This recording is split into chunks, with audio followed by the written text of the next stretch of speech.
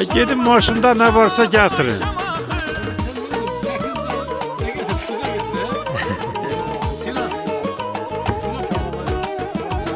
Gel Hasan gel.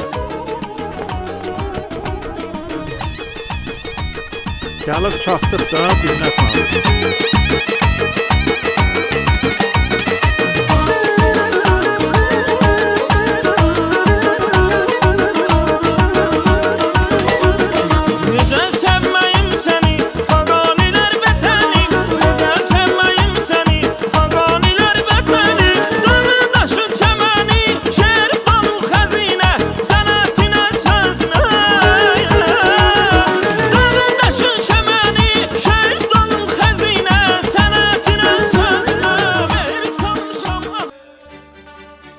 Necə yerdir bura uşaq?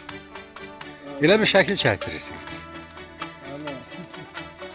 Eldar müəllim necə yerdir? İstirahət məkanı. Şamaxın gözəl məkanlarından biridir. Eldar müəllim bizim üçün çox xoşdur sizin 70 illiyi qeyd elədik burada. Həqiqətən xoşdur.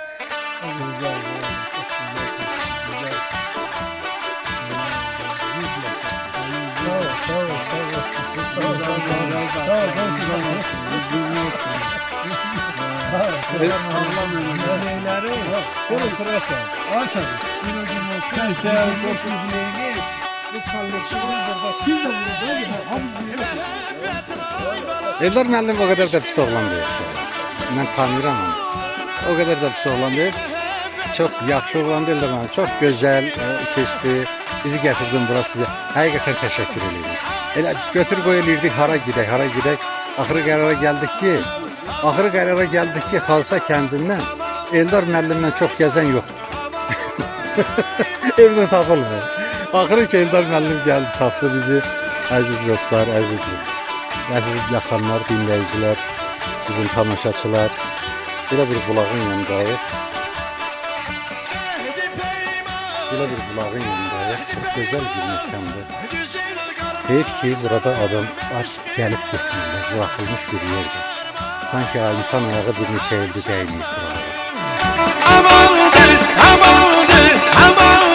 ay balam, amandır, ay balam, belə olmaz ay zalım, mən ölürüm.